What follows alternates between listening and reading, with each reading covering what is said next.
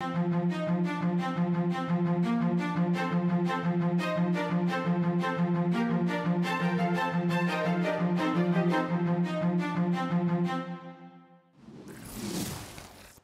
¿qué tal? Muy buenas tardes. Les damos la más cordial bienvenida a este espacio de noticias corte informativo. Hoy que es viernes, por fin viernes 12 de mayo de 2023. Soy Lorena Sánchez Cabrera y en los próximos minutos le presentaré la información más reciente del Poder Judicial de la Federación. Saludo con gusto a mi compañera Nidia Díaz en la interpretación en lengua de señas mexicana. Hola, Nidia. Y es así como iniciamos.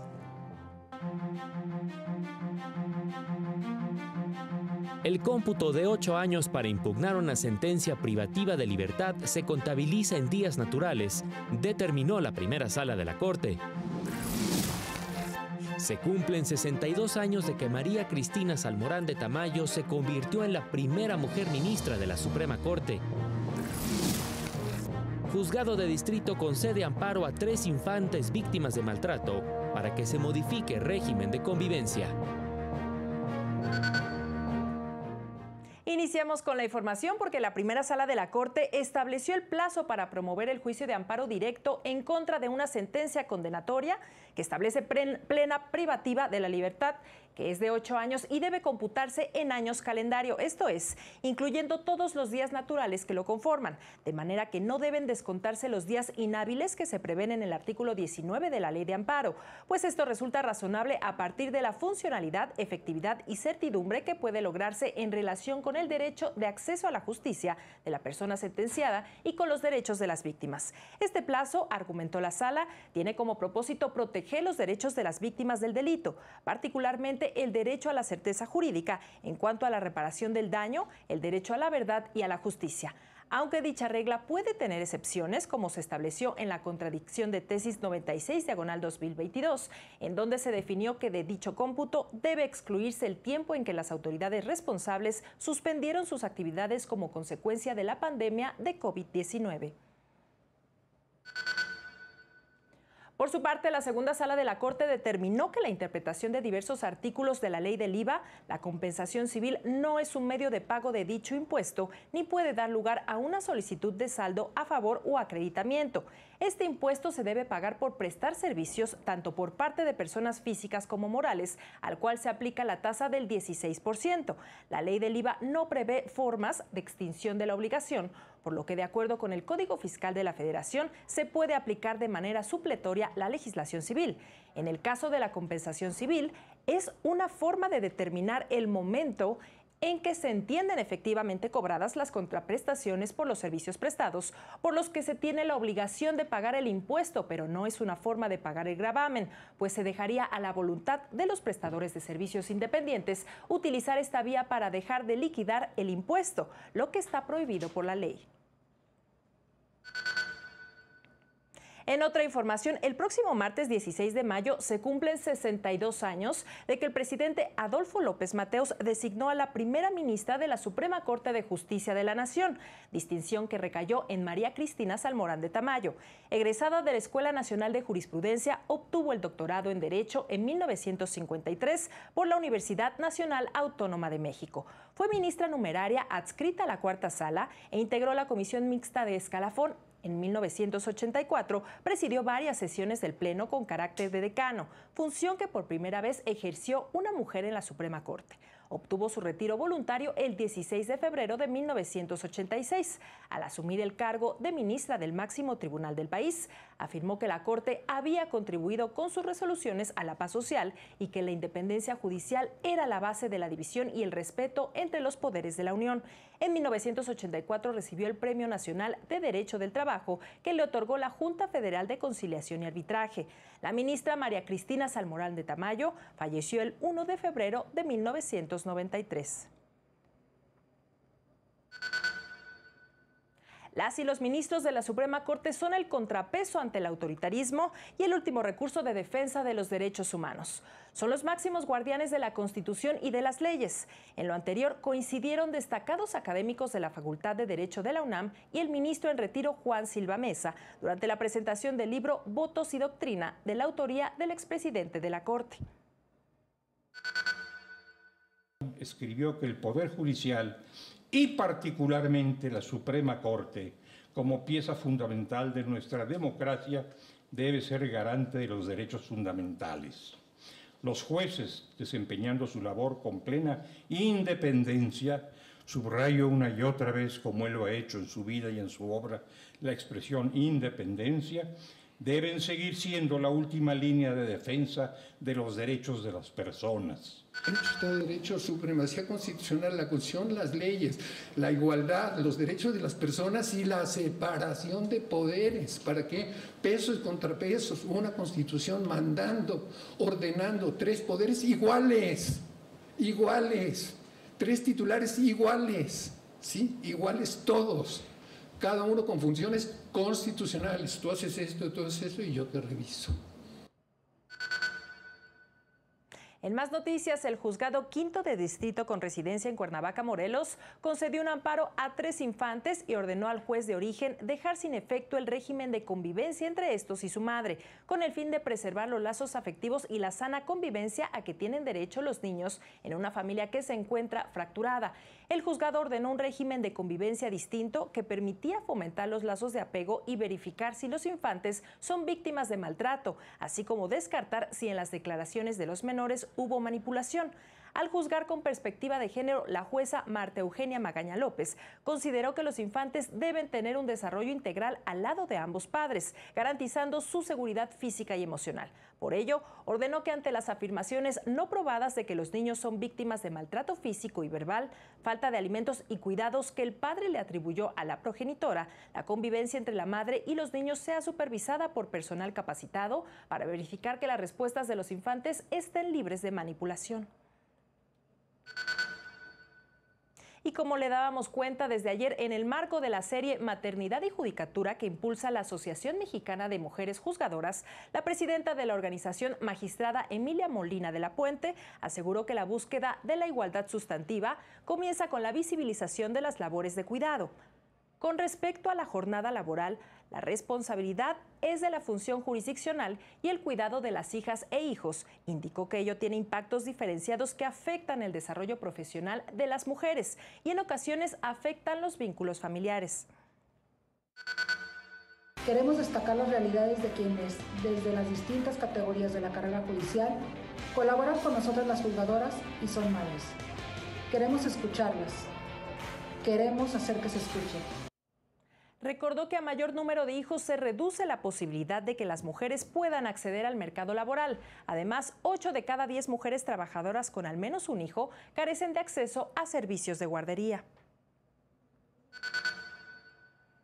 Y en otra información, durante la gira que realiza por España, el magistrado Froilán Muñoz, presidente de JUFET, realizó una visita a la Asociación de Jueces Francisco de Vitoria, en donde sostuvo un encuentro con el secretario del Comité Nacional, Luis Ortiz Vigil. En el encuentro acordaron establecer un acuerdo de apoyo solidario mutuo en pro de la independencia y autonomía judiciales. Asimismo, se reunió con el vicerrector de posgrado de la Universidad de Salamanca con el fin de concretar cursos de posgrado y especialidad para las y los juzgadores mexicanos. Este acuerdo se suma a los pactados con las universidades Complutense de Madrid y de Sevilla. Son 2 de la tarde con 7 minutos. Es momento de hacer una pausa y continuamos con más noticias. Estamos en Corte Informativo.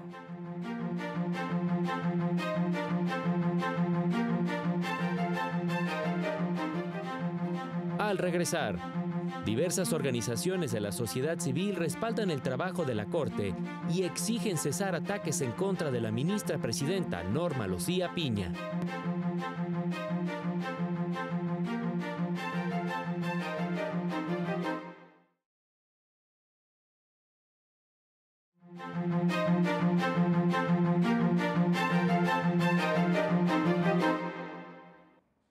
Ya estamos de regreso, gracias por continuar en esta señal. Diversas organizaciones de la sociedad civil manifestaron su respaldo a la Suprema Corte y a la ministra presidenta Norma Lucía Piña Hernández, al tiempo que exigieron a los poderes ejecutivo y legislativo cesar los ataques y actos de intimidación que atentan contra la división de poderes y la independencia judicial. Demandaron respeto a las resoluciones de la Corte, pues recordaron que la función jurisdiccional no obedece a intereses políticos o partidarios, sino únicamente al mandato constitucional. Asimismo, las organizaciones firmantes indicaron que en breve presentarán a la Suprema Corte 2 instrumentos jurídicos en los que demandan mantener la suspensión del decreto de la segunda parte de las reformas político-electorales y para demostrar que son contrarias a la Constitución. Y la Asociación de Juzgadores Federales, a través de la magistrada Mónica Soto Bueno, explicó cuál es el papel y la importancia de la responsabilidad institucional, valor que implica explicar a la sociedad quiénes son y qué hacen los juzgadores federales. Agregó que la actuación de los juzgadores federales debe estar apegada a la ética judicial y a las normas y principios que regulan la actividad jurisdiccional. Pero también la imagen que tiene la sociedad de quién es la persona que me está juzgando. ¿Para qué? Para generar esa confianza que debes de tener en tus juzgadores y juzgadoras, pero también fomentar el respeto al Estado de Derecho. Cambiamos de información porque el Tribunal Electoral dio a conocer el proyecto del magistrado Felipe de la Mata Pizaña, con el que se propone resolver el recurso interpuesto por la Consejería Jurídica para impugnar la amonestación pública que impuso la Unidad Técnica de lo Contencioso del INE al presidente de la República por incumplir una medida cautelar. El presidente fue denunciado por el uso de recursos públicos y violación al principio de equidad en la contienda en relación con los comicios para renovar gobiernos en los estados de México y Coahuila y con la próxima elección presidencial, a realizar manifestaciones en la conferencia matutina del pasado 23 de marzo, por lo que se impuso la medida cautelar de retirar dichas menciones de los materiales alojados en redes sociales. Al verificar que no se había retirado la información en la que el presidente llamó a la población a no votar por el bloque conservador como parte de su plan C, la Unidad Técnica de lo Contencioso amonestó públicamente al presidente de la República. El proyecto del magistrado Felipe de la Mata propone confirmar la medida y declarar la validez de los artículos 35 y 41 del reglamento del INE que regulan el procedimiento especial sancionador. Y en más, la Sala Regional Guadalajara del Tribunal Electoral confirmó la resolución del Tribunal Electoral de Sonora que impuso medidas cautelares al periodista Jorge Morales Borbón, pues acreditó que difundió en su espacio de noticias expresiones que se consideran violencia política contra las mujeres en razón de género. Señaló que dichas manifestaciones no se encuentran protegidas por la libertad de expresión, pues se trata de lenguaje estereotipado en detrimento de la dignidad y los derechos de las mujeres. No estaba justificado que los medios de comunicación reprodujeran relaciones de desigualdad entre mujeres y hombres, ni se encontraba protegido por la libertad de expresión. Asimismo, que esta no era un derecho superior al derecho de las mujeres a vivir una vida libre de violencia.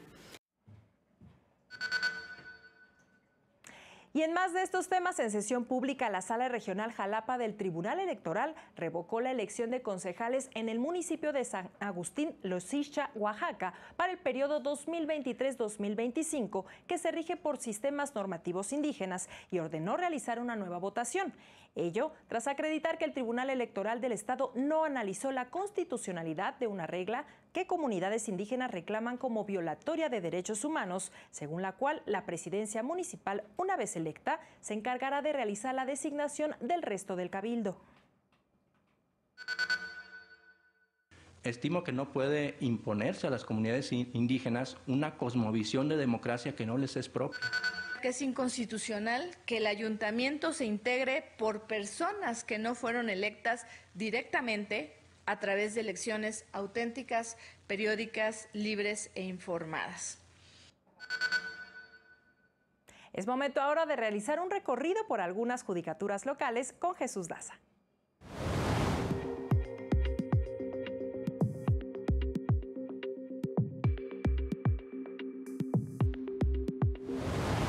El Tribunal Superior de Justicia de Campeche emprendió la campaña Tolerancia Cero, Todos contra la Violencia Laboral, con visitas a los órganos jurisdiccionales para reflexionar sobre la importancia de contar con un ambiente laboral sano y seguro. Aprende a solucionar y ahórrate el juicio es el programa del Tribunal Supremo de Justicia de Oaxaca, con el que brinda atención gratuita para resolver de forma ágil, económica y sencilla las controversias ante la ley. Magistrados y jueces del Tribunal Superior de Justicia de Tlaxcala asistieron a la conferencia Violencia Vicaria, elementos para identificarla, impartida por organizaciones de la sociedad como parte de la jornada de capacitación sobre estos temas. Iniciaron las mesas de trabajo de los tribunales de violencia de género en el Poder Judicial de Chihuahua, con jueces, magistrados e integrantes del Grupo Interinstitucional Multidisciplinario de la Alerta de Violencia de Género contra las Mujeres. Por su parte, la primera sala de la Corte determinó que el plazo máximo de detención y alojamiento de personas extranjeras en estaciones migratorias debe ser de 36 horas, declarando inconstitucionales los plazos previstos en la Ley de Migración, que pueden llegar hasta 60 días hábiles de alojamiento. Además, determinó que en todo procedimiento migratorio, el Estado está obligado a asignar a un defensor de oficio a la persona migrante, sentencia que ha sido reconocida por especialistas e investigadores. Sentencia me parece que marca un parteaguas entre en materia de protección de derechos de personas migrantes. Estos plazos de la Ley de Migración para una detención o una privación de libertad en materia administrativa, pues contrarian claramente lo que nos señala el artículo 21 constitucional en materia de las 36 horas que deben durar como máximo estas privaciones de libertad. Y es así como llegamos al final de este espacio, como siempre agradeciendo su compañía e invitándole a seguir en la señal del canal del Poder Judicial de la Federación. No se pierda el avance informativo a las 19:30 horas y el noticiero nocturno a las 20:30 horas. Además, lo invitamos al estreno del Semanario Judicial, un resumen semanal de noticias con los sucesos más destacados que se registraron a lo largo de la semana en distintas instancias del Poder Judicial de la Federación y a nivel nacional. Recuerde, este sábado 13 de mayo a las 18:30 horas, con sus repeticiones el domingo a las 10 de la mañana y a las 18:30 horas. Soy Lorena Sánchez Cabrera y a nombre de todo el equipo que hace posible este espacio, le deseamos que tenga un excelente fin de semana. Hasta pronto.